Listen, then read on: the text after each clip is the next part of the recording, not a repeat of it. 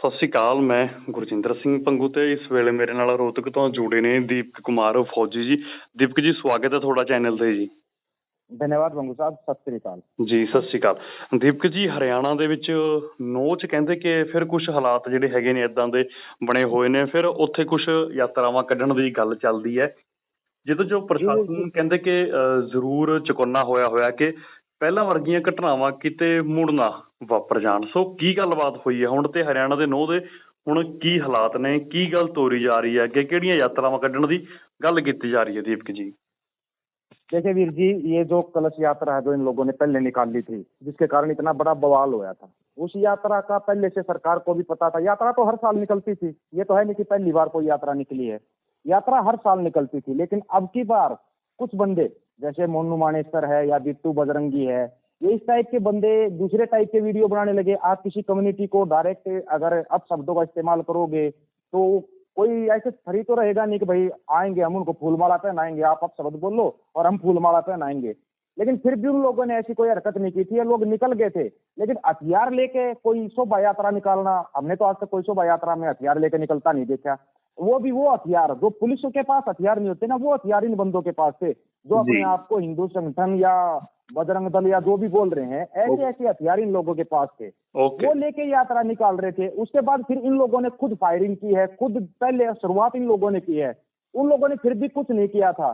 जब दंगे ज्यादा भड़कने लगे, नूह मेवात से होते हुए सोना गुड़गांव तक दंगे पहुंच गए, उसके बाद पुलिस हरकत में आई है। जब चारों तरफ ये होगा, इनकी प्लानिंग थी दूसरे टाइप की। इन्होंने सोचा था दंगे भड़केंगे, फिर इन लोगों ने क्या किया, जाट आ जाओ, किसान आ जाओ। किसान आंदोलन में थे, किसानों का विरोध कर रहे थे।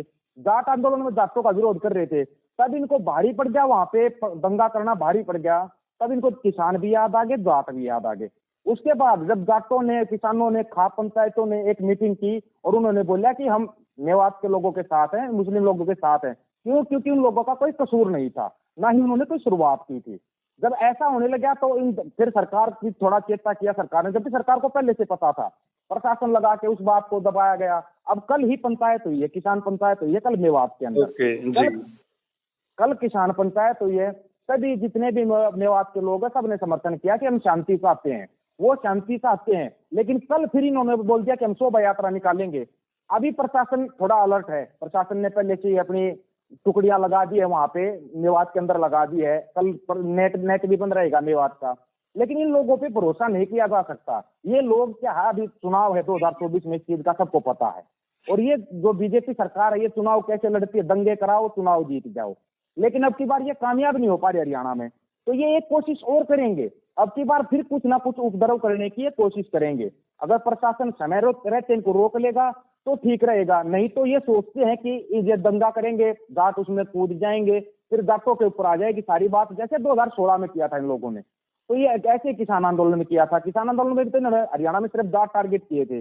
अब फिर ये जाटों को, हरियाणा के अंदर जाटों को टारगेट कर दो, पंजाब में सिखों को टारगेट कर दो, अच्छा उत्तर प्रदेश में जाकर फिर जाट मुसलमान कर दो। इन लोगों ने ऐसा कर रखा है। राजस्थान में गुजरों को टारगेट कर दो। ये टारगेट बनाकर चलते कम्युनिटी के खिलाफ। अब की बार इनकी कोई भी ऐसी चाल कामयाब नहीं हो पाएगी।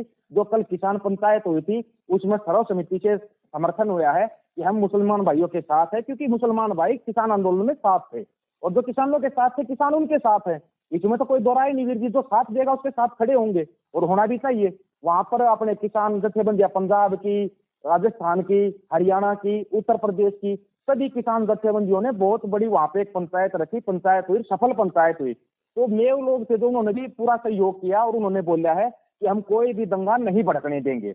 ये फिर चाल चल रहे हैं, ये तो चाल चलते रहेंगे। इनकी चाल अब की बार कामयाब नहीं हो पाएगी, विशेष तौर पे हरियाणा, पंजाब, उत्तर प्रदेश।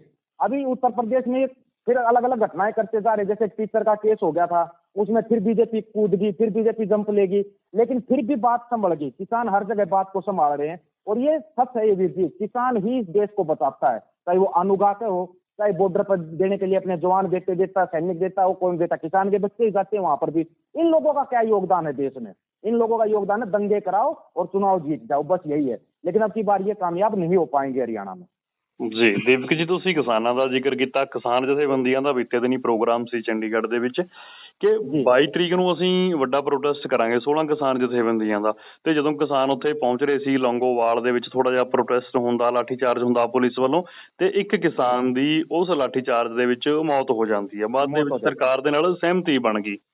ਕਿਸਾਨ ਜਥੇਬੰਦੀਆਂ ਦੇ ਪ੍ਰੋਟੈਸਟ ਦੇ ਉੱਤੇ ਦੂਰ ਬੈਠੇ ਤੁਸੀਂ ਕੀ ਸੋਚ ਰਹੇ ਹੋ? देखिए वीर जी, जो किसान 16 जथेबंदियां जो 22 तारीख का प्रोटेस्ट था, हम उसकी पल पल की खबर ले रहे थे। हम नहीं जा पाए क्योंकि हमारा भी कोई काम हो गया था, लेकिन हम फिर भी उस पर पल पल की नजर थी। हमारे को ये तो पता था कि किसान प्रोटेस्ट जहाँ पे करेंगे वहां पे ये प्रशासन लाठीचार्ज करेगा ही करेगा, लेकिन ये नहीं पता था कि लाठीचार्ज इस तरह का हो जाएगा, फिर हमारे बीच से एक भाई चला जाएगा। और इन्होंने अचानक से लाठीचार्ज किया। लाठीचार्ज करने का रीजन देखो, चंडीगढ़ में प्रोटेस्ट कर रहे थे किसान।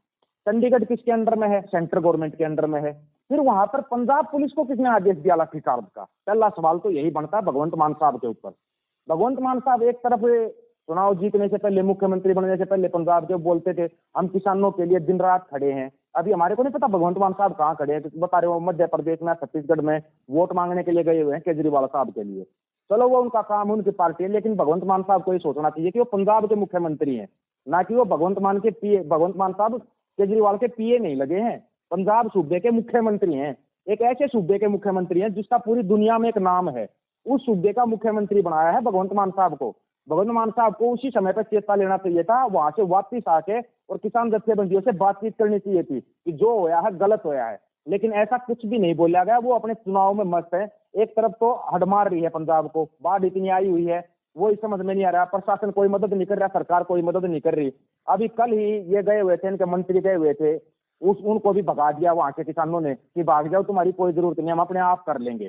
दूसरी तरफ जो किसानों ने प्रोटेस्ट किया था, 16 किसान जथेबंदियों ने प्रोटेस्ट किया था चंडीगढ़ के अंदर, वहां पे प्रोटेस्ट के दौरान बहुत से किसान साथियों से हमने बात की थी कि किस लिए प्रोटेस्ट हो रहा है ये।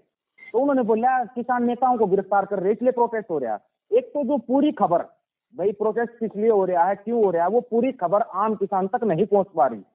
वो चल देते हैं दूसरे तरीके से कि भाई किसान नेताओं को गिरफ्तार कर लिया, हम तो उनके उसमें प्रोटेस्ट कर रहे हैं। आप किसी से बात करना, वो यही जवाब देगा आपको। जबकि किसान नेताओं के ये जिम्मेवारी बनती है, आप जिस चीज के लिए प्रोटेस्ट कर रहे हो, हर एक किसान तक ये बात पहुंच जानी चाहिए कि हम प्रोटेस्ट किस लिए कर रहे हैं, ताकि प्रोटेस्ट शांतिपूर्वक चले।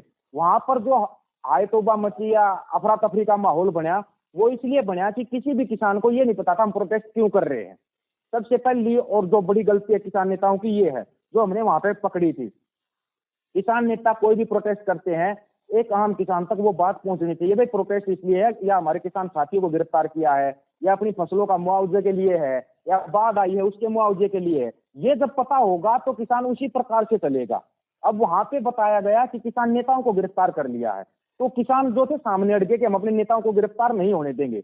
वो लाठीचार्ज भी इसलिए हुआ था, आपको अगर पूरा पता करोगे तो पता लगेगा।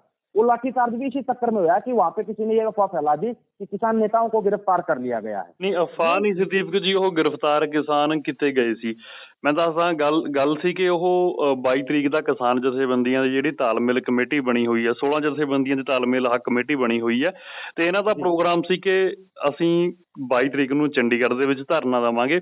ਧਰਨਾ ਅਸੀਂ ਚੰਡੀਗੜ੍ਹ ਦੇ ਵਿੱਚ ਦੇਵਾਂਗੇ, ਇਹ ਪੰਜਾਬ ਦੀ ਸਰਕਾਰ ਦੇ ਖਿਲਾਫ ਵੀ ਹੋਊਗਾ। ਆਹ ਧਰਨਾ ਕੇਂਦਰ ਜਿਹੜੀ ਬੀਜੇਪੀ ਹਕੂਮਤ ਆ ਉਸ ਦੇ ਖਿਲਾਫ ਵੀ ਹੋਊਗਾ। ਇਹਦੇ ਚ ਮੰਗਾਂ ਸੀ ਕਿ ਉੱਤਰ ਭਾਰਤ ਦੇ ਵਿੱਚ ਜਿੱਥੇ ਜਿੱਥੇ ਵੀ ਹੜ੍ਹ ਆਏ ਨੇ, ਖਾਸ ਕਰਕੇ 4 ਸੂਬਿਆਂ ਦੇ ਵਿੱਚ, ਉਹਨਾਂ ਨੂੰ ਮੁਆਵਜ਼ਾ ਦਿੱਤਾ ਜਾਵੇ।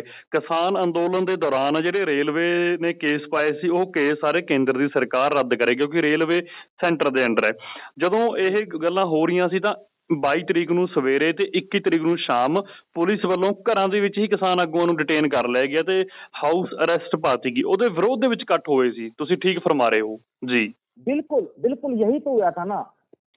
मैसेज जो होना चाहिए था, क्लियर होना चाहिए था वो मैसेज वहां पे कि भाई घर में डिटेन किए गए हैं या गिरफ्तार करके उनको उठा के लेके गए हैं। यहाँ पे क्या है, जो एक आम किसान चलता है ना वीर जी, क्योंकि हमने पूरे किसान आंदोलन के दौरान देखा है, आम किसान क्या है अपने दिल के जज्बे से चलता है।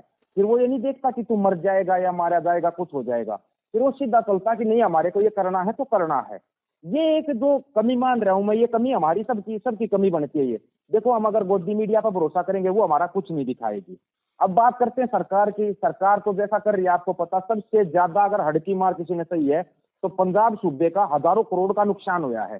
अभी तक एक भी शब्द नहीं आया है भगवंत मान साहब के मुंह से कि भाई ये नुकसान हुआ है, इसकी भरपाई की जाएगी। वैसे वो बातें बड़ी बड़ी करेंगे, हमारे को पता आते ही देखना बड़ी बड़ी बातें करेंगे कि हाँ हम ये करेंगे वो करेंगे, करेंगे कुछ नहीं। किसी सरकार पर भरोसा नहीं किया जा सकता। अब हमारी कमी यहाँ पे बनती है, हम भरोसा बड़ी जल्दी कर लेते हैं, सरकार चाहे कोई भी हो। हाँ, पंजाब एक बदलाव की ओर चला था, पंजाब ने बदलाव किया, आम आदमी पार्टी की आज तक सरकार नहीं बनी थी, वो सरकार बना दी। लेकिन आम आदमी पार्टी तो बीजेपी से भी 4 कदम आगे निकल गई, बीजेपी से 4 कदम आगे निकल गई है। अब पंजाब के अंदर सबसे पहले दिसंबर में है पंचायती चुनाव। पंचायती चुनाव के लिए एक मैसेज ये है कि अपनी एक जो शुद्ध खालसा पंचायत होती है ना, वो खालसा पंचायत बनाए। पंजाब का शुरुआत अगर हमारे को करनी है ना, अच्छे की शुरुआत करनी तो छोटे लेवल से शुरू करनी पड़ेगी। खालसा पंचायत बने, शुद्ध जो खालसा होता है उसको अपना पंच और सरपंच चुने, जो कि जो लोग बोलते हैं उनकी मांगों को पूरा खरा उतरे, उनकी मांगों के ऊपर। ये जब तक शुरुआत नहीं होगी ना, हम अगर सरकार के भरोसे रहे, सरकार क्या करती है, बिना किसानों की कभी भी सलाह नहीं लेती सरकार, बगैर सलाह लिए तो इनके लिए नीतियां बना देती है। उनकी फसलों के निर्यात पर रोक लगा दे, 40% एक्स्ट्रा ड्यूटी लगा दे। तो सरकार तो अपनी फायदा देखती, सरकार हमेशा वो किसान का कभी फायदा नहीं चाहेंगे। अगर किसान का फायदा हो जाए तो किसान को क्या जरूरत अपना खेत छोड़कर रोड के ऊपर आने की। अगर किसान के बारे में थोड़ा सा भी कोई सरकार सोचे ना, हम ये नहीं कहते कि 100% किसान के लिए सोचो, अगर 10% भी किसान को उसका हक मिल जाए ना, तो किसान को कभी रोड पे ना आना पड़े। वीर जी, ये चीजें अगर लागू हो जाए, ये क्यों हो रहा है, बार बार हमारे को आंदोलन करना पड़ रहा है, हर बार अभी बाढ़ आई उसके लिए भी मुआवजे के लिए किसानों को रोड पे आना पड़ रहा है, जबकि ये तो सरकार को भी दिखाई दे रहा है, पूरी दुनिया देख रही है। भाई पंजाब में, हरियाणा में, उत्तर प्रदेश में या उत्तराखंड में, हिमाचल में बाढ़ आई हुई है, सबको दिखाई दे रहा है, लेकिन फिर कोई नहीं बोल रहा। कमाल की बात नहीं है, ये तो है नहीं कि अकेले किसान डूब गए तो और लोग भी है ना, लेकिन फिर ये किसानों के ऊपर क्यों आ जाती है? क्यों? क्योंकि एक लड़ने वाली कौम है, ये लड़ती है, अपने हकों के लिए लड़ती है।